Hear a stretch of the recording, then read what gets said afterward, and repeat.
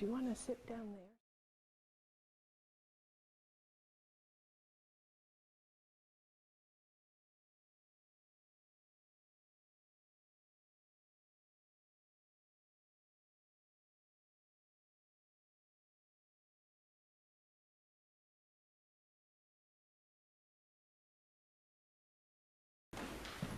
Well, this place is not very disorderly, but I'm going to call it to order anyway. On behalf of the congregation of the Vestry. Pursuant to New Jersey Statute, Title 16, Chapter 12, Article 1, and Paragraph 10, we are gathered this morning for our annual parish meeting. The purpose of this meeting is to elect one warden for a 2-year term, 3 vestry members for 3-year terms, 3 delegates to diocesan convention, and 1 alternate, to accept the annual reports and financial statement for 2021, and to introduce the proposed 2022 budget. This concludes the reading of the warrant.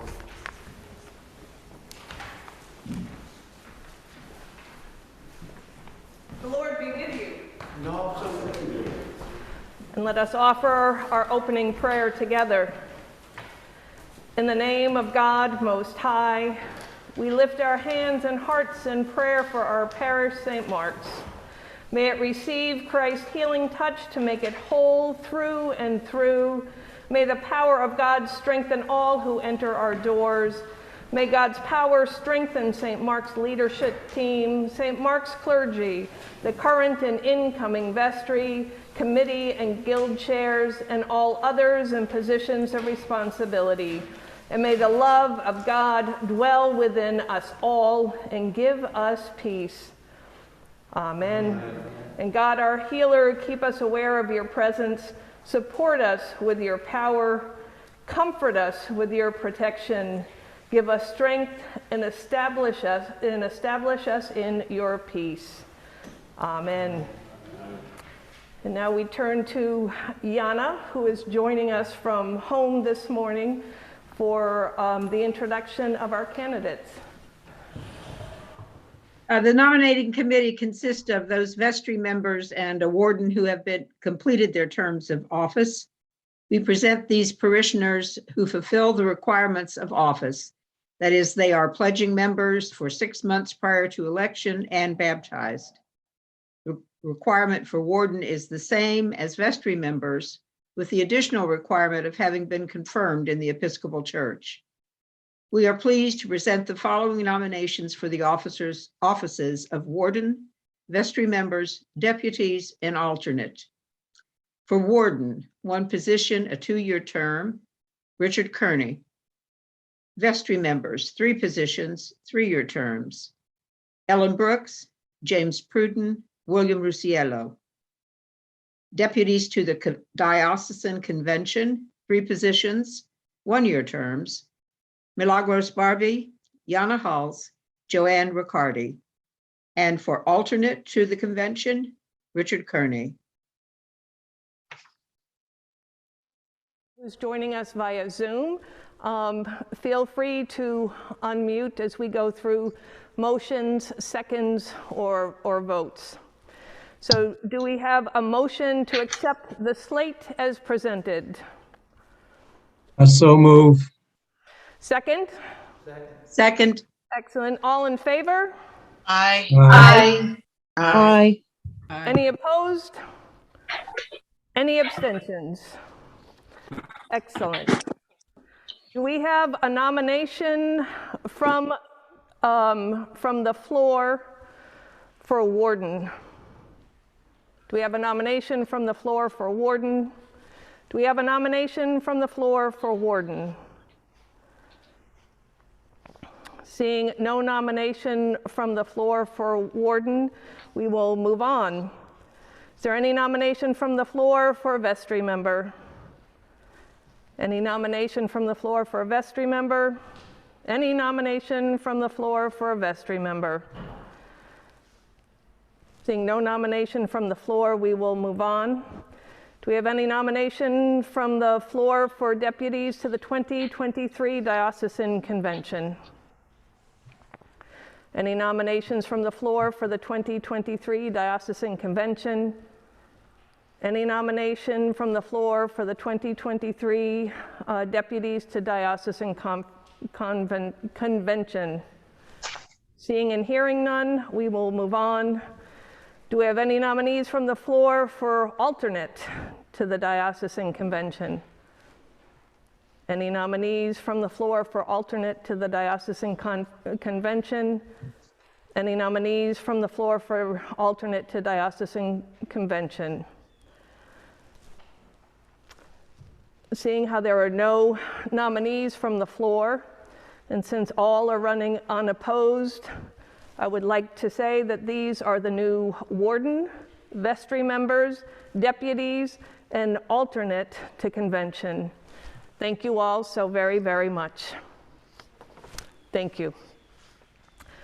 And now we will move on to our committee and guild reports. And let me just ask, does everyone in here have a copy either on an electronic device or a hard copy? Okay, there are more available. Again, for anyone joining on Zoom, it was emailed out last evening, and we also will have hard copies available throughout the week that you may pick up. So for the rector's report, it is long, I understand that. Part of the reasoning for that is that this is a historical document, and we have done a lot over this time period. So I just cannot say how incredibly grateful I remain to everyone here. There are so many moving parts to this, and everyone has just been so wonderful and helping out with all that has been unfolding over this past year. And I would just like to say, especially for those who do so much behind the scenes, and I think of Amy Fink, for example, who schedules and coordinates all of the people who are involved in our worship services week in and week out, and that all just happens so seamlessly, and it appears to be so effortlessly. And so thanks to Amy and to all of those who also serve often behind the scenes, but really keep things moving. And I am just remain ever grateful for everyone. So, as I said,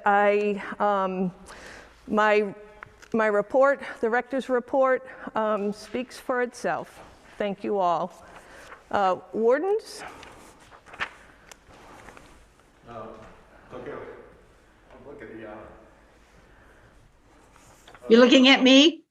That's all right. I didn't know if you wanted to comment on the warden's report.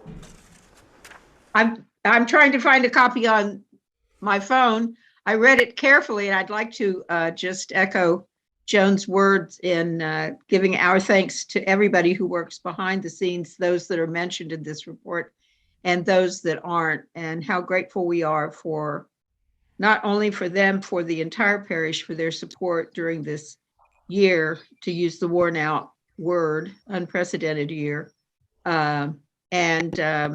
Just thanks to everyone. Thanks to Joan for always being our rock. And we continue to move forward. And I think our report says what we've had in mind. Rich, you have anything to add to that? I just want to echo Joanna's thanks to everyone in the parish who's really helped to sustain this place through difficulties. I really felt at the end of this year how much I miss our gatherings in person. More than I always miss them, but I miss them more and more. And I'm really encouraged by good signs on the health front. And I'm really hoping that we gather together again soon, because the people of this parish are very much the lifeblood of this parish. Yep. Richard, do you have a mic? I'm sorry, I think I just heard someone say they couldn't hear you. I was hoping it was picking me up here, but my apologies. if you could not hear me. Okay. Ann, I'm sorry, can I ask you just for 1 second? I realized that in my excitement about this, I got ahead of myself. So I jumped over the committee and guild reports. So I apologize, and I am ever grateful for you being always at the ready. As I said, that was my oversight in jumping over the committee and guild reports. I said it and then jumped over. We'll just go through these. If anyone, I would like to say thank you. If anyone has a comment on their report, so be it. Otherwise, please know that we appreciate it as given. The Acolyte Guild, I just want to thank Miriam Lockhart, who had been serving in the leadership of this guild. Miriam had to step back. If anyone would like to help with the leadership of the Acolyte Guild, I know I would greatly appreciate it, especially as Richard said, as our numbers are improving. And I know it would be wonderful to have our acolytes really back as part of a full service again. So the Acolyte Guild, thanks again to Miriam Lockhart, and the rest of the report speaks for itself. Any comment on the Altar Guild report? No comments.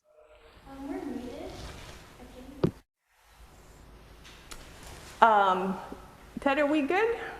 I think we're okay now. Yeah. Okay. All right. Thank you, Jaslyn. That's why we need you. Buildings and Grounds Committee. Thanks very much to James Hooper and Jane Donaldson, and thank you for your report. Book Group. Thank you.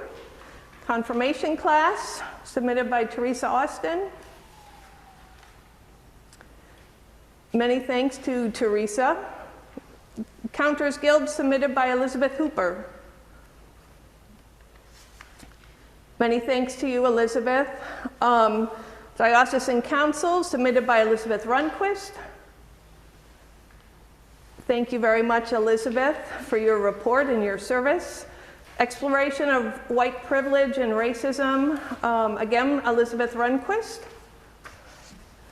Thank you very much, Elizabeth, for your steadfast leadership and commitment to this.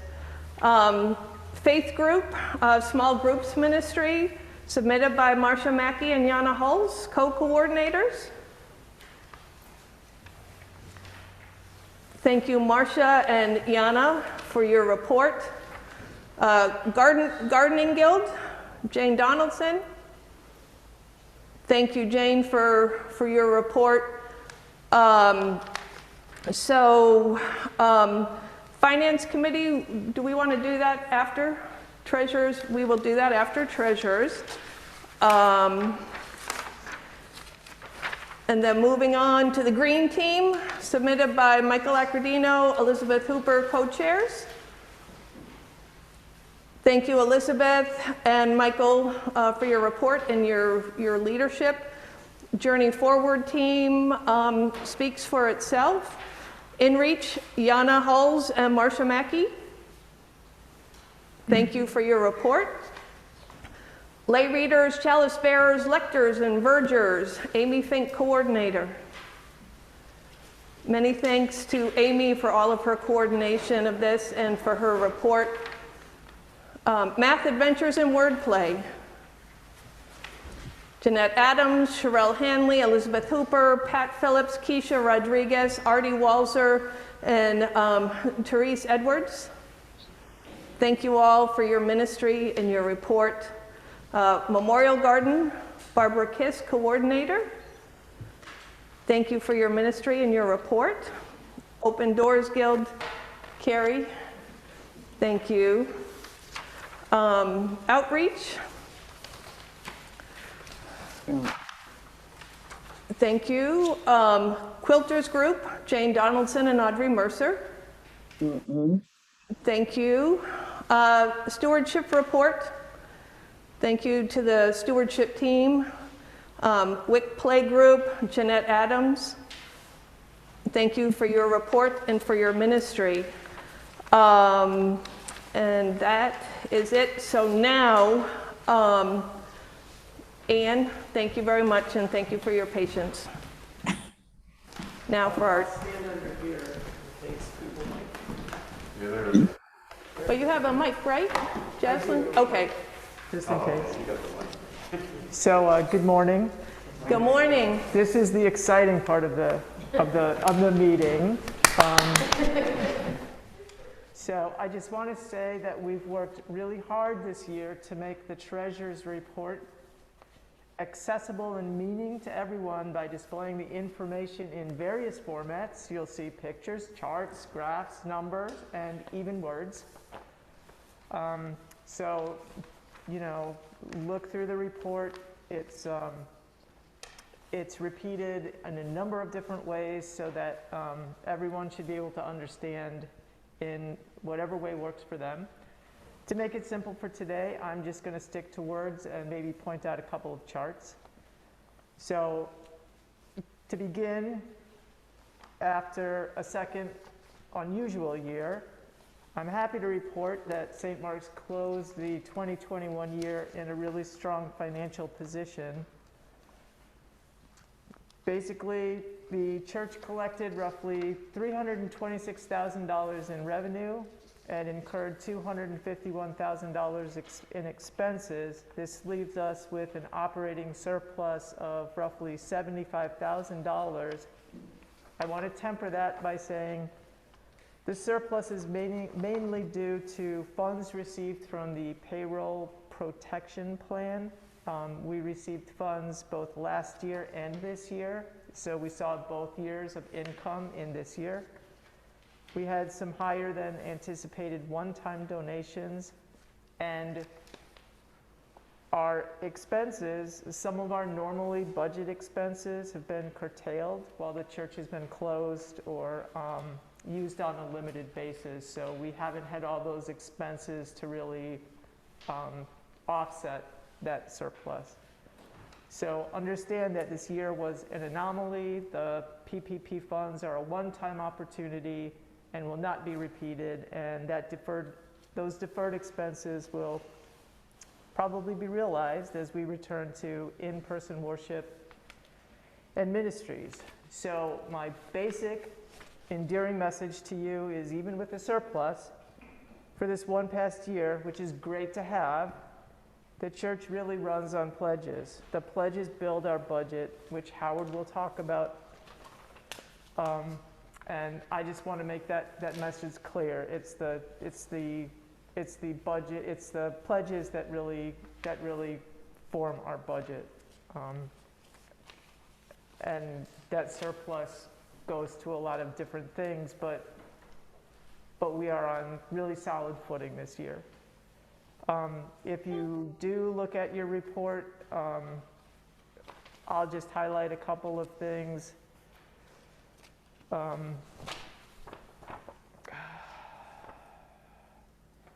So, you know, you can see charts and graphs that will show you how our expenses, our revenue compares to our budget, our revenue this year versus last year.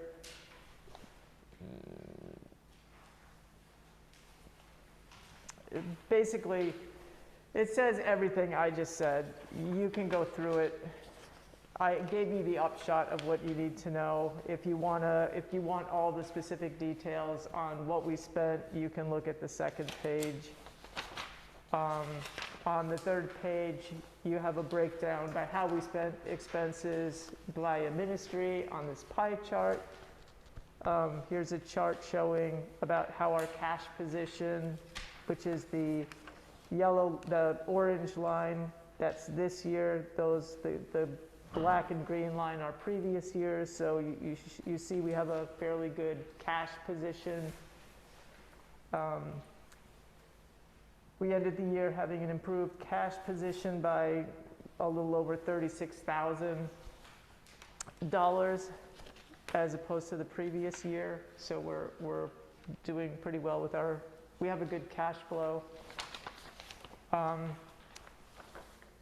the next thing, I think something that's a little bit new to just point out is on this page, you'll see a listing of all our restricted funds, which I think is something we haven't put in this report before.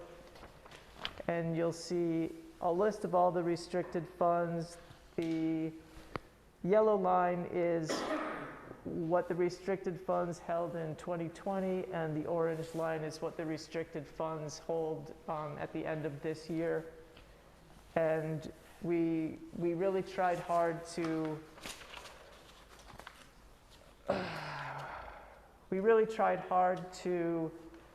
reclass the funds to ensure that all the donor restrictions reflect their purpose and intent. And so some of the work we did was some of these, like you'll see in specific, one example is the Memorials Fund was sort of a generic holding account. So you'll see it last year that held a lot of money, and this year it doesn't really hold, it doesn't hold anything. So what we did was we split out anything that had specific donor restriction, and we made separate funds so that, for example, we have something called the Sally Brown Bequest and a separate memorial fund. So we just broke out of that big category. We put it in separate sub-funds so that we knew exactly what those donor restriction funds, so they're all just separated out in funds so that we can really track and make sure that all donor restrictions go to their intended purpose.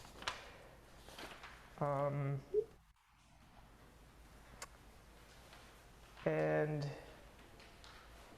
just one of the significant restricted fund expenditures, and I don't know, something we really haven't talked about, but we all know about, is the funds that we released to complete the necessary upgrade in the audio-visual system, which we've all been enjoying in person and online. The rest of your report shows you all the standard reports. So please, look at the full year-end reports when you can. It's my responsibility to provide all of this. For accuracy, I really chose to highlight what I think is the major points you need to know, and rather than take you through all the details, because you have all the details here to look at, and Howard's going to talk to you about many more details when he outlines the budget. So I thank you all for your support, and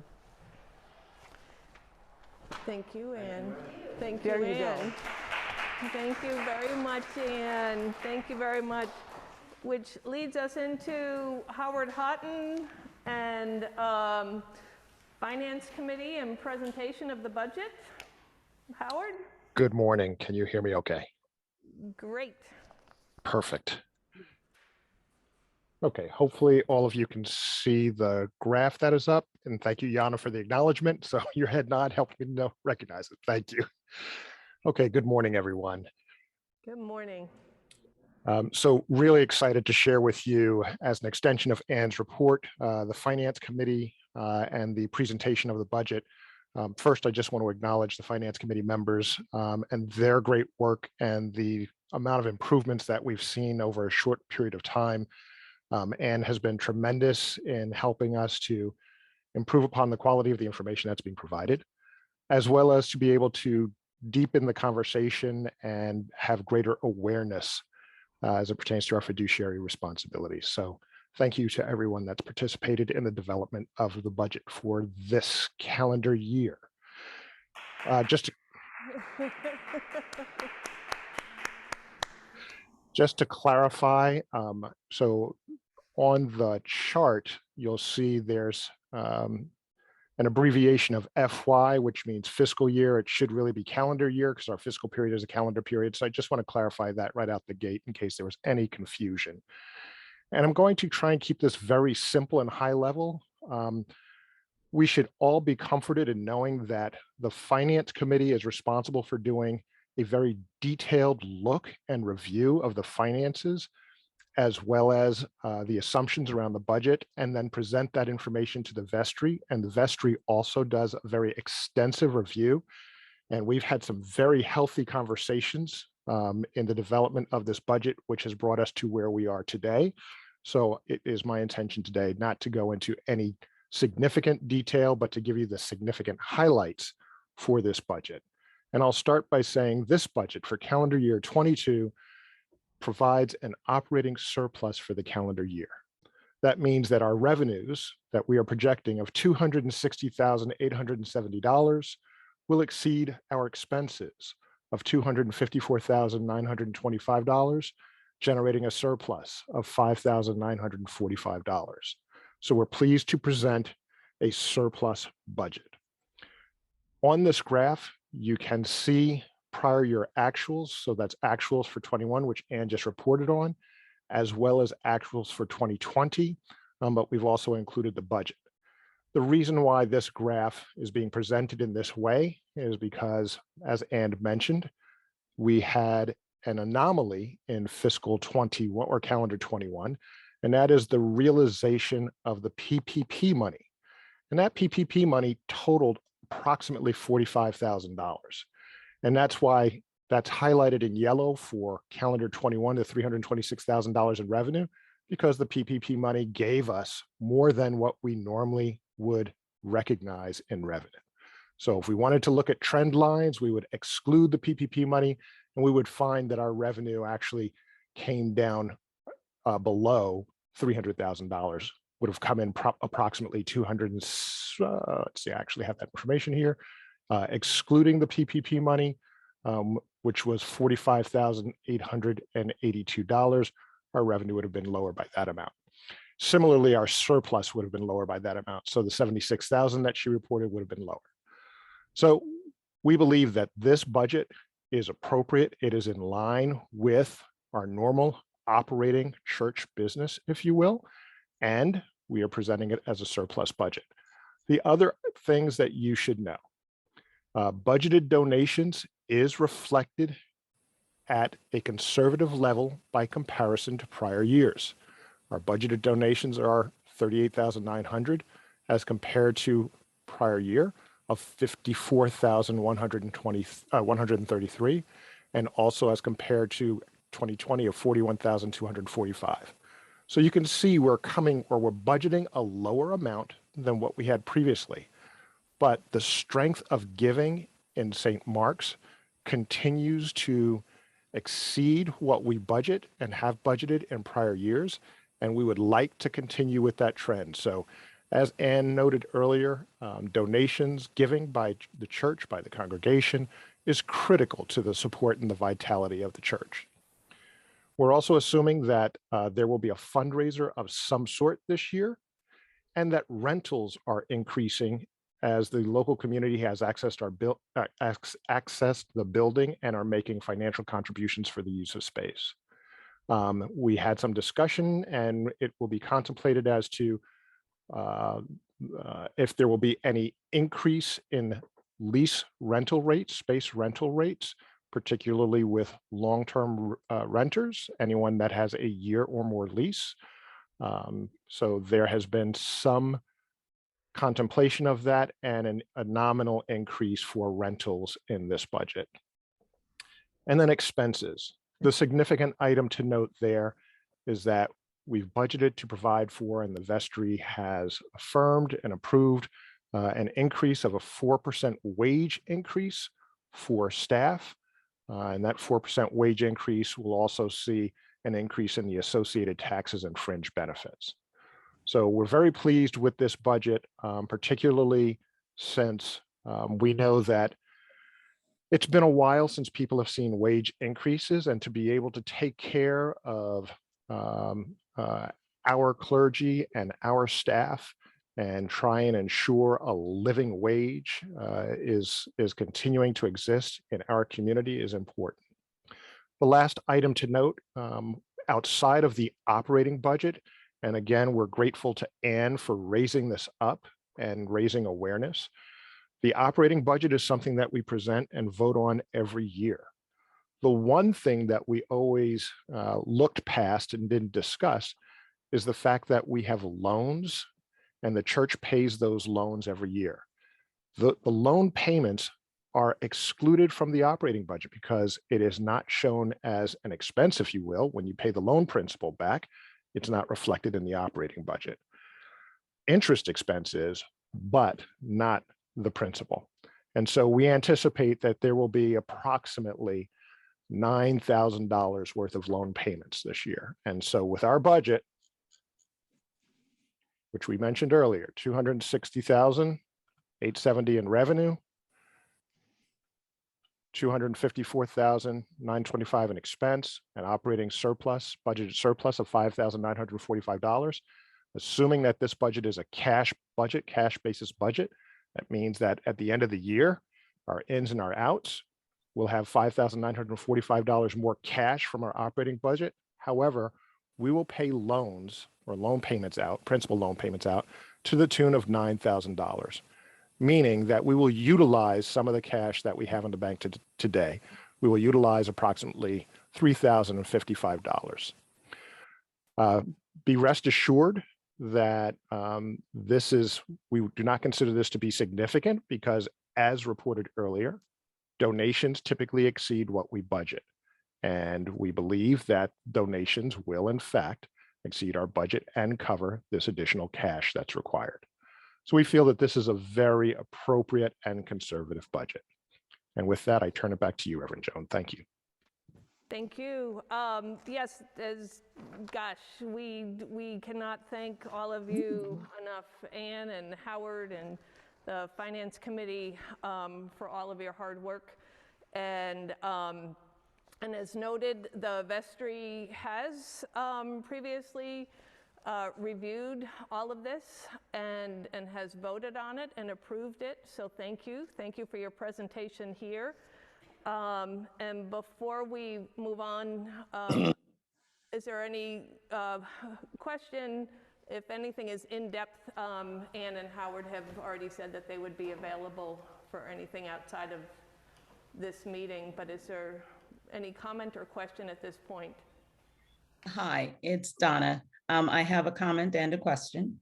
The first comment is I'm really pleased to see the budgeted salary increase for our staff. It's been an incredibly tough year, as we all know, in so many respects. I'm just really pleased to see that folks will be getting more money for all of the work that they do. It's not just out of the goodness of their hearts. So that's my comment. My question and perhaps it's already been covered in the report, but for the pandemic related funding that we received, is any of it required to be returned? So is there any expense, in the end that we will actually have to turn any of that money back over? Just want to know how that'll work. At this point in time, we have no indication that there will be a return required. PPP has been recognized as revenue. We've received the approvals for that. As we know, the government, at some point in time, they will do their own audits and they can come back years from now and potentially do a clawback, but we don't anticipate that. We were very conservative in our applications for COVID-related funding. Excellent. Thank you, Donna, for your question. And again, thank you, Anne. Thank you, Howard, the Finance Committee. That was a lot of work. Anne especially pulling together a lot to get those applications in, and not only in, but approved.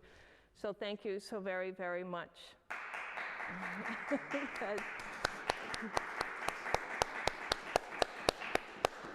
Are there any other comments or questions before we move on? All right, thank you. Again, thank you. Just cannot thank you all enough. So we move on to our Thanksgivings and gratitude for our outgoing officers and delegates. And so I would like to thank outgoing vestry members, Karen Gray and Jennifer Lee Leckie. Both are rolling off after their full terms, and Karen has diligently served as a recording secretary of the vestry, and we are so incredibly grateful. And she's also served as a liaison for Christian formation, and just really brought her thoughtfulness to our vestry. And Jen has brought a lot as our liaison for outreach and also as our clerk of the vestry. And also her perspective as a mother of a college student who grew up here at St. Mark's, and discussions about our parish life together. Jen's perspective has brought a lot, as well as being a member of our finance committee. So we are very, very grateful to Karen and to Jen for their leadership and their ministry on the vestry. So thank you.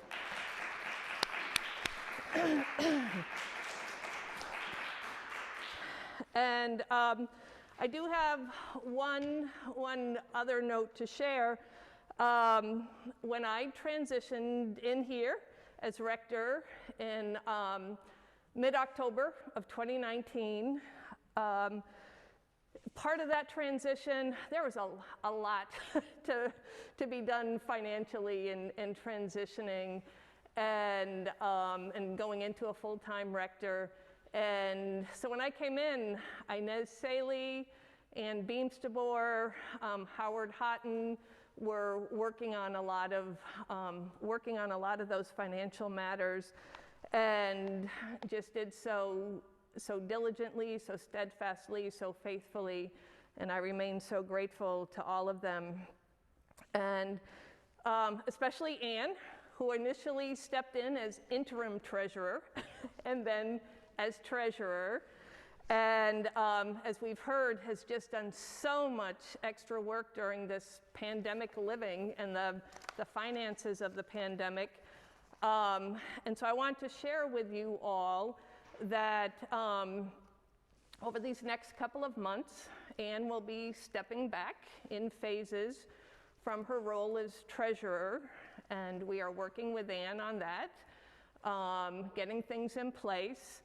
And on Sunday, May 1st, we will be formally thanking Anne for her ministry as treasurer. You know how much she's really looking forward to that recognition.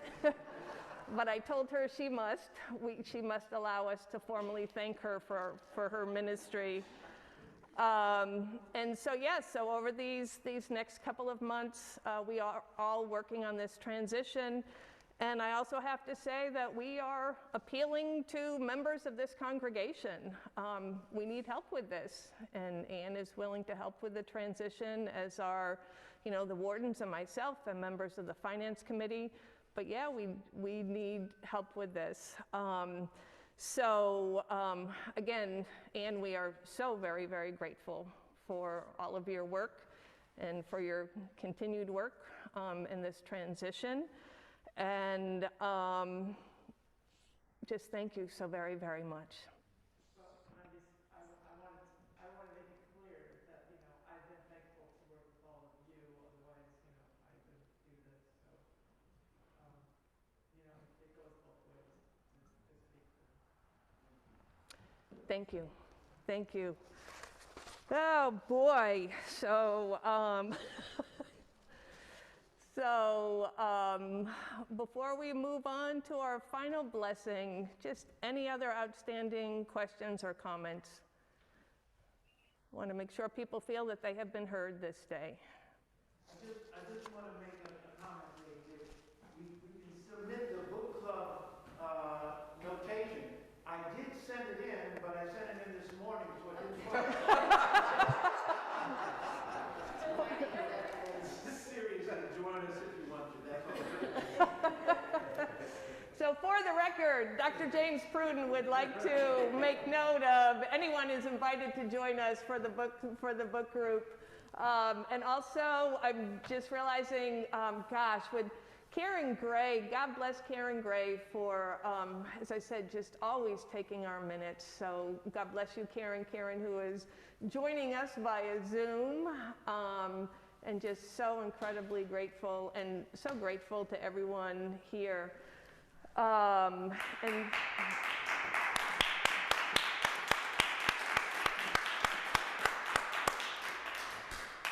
And so now we will continue with our final blessing and our closing hymn and our dismissal.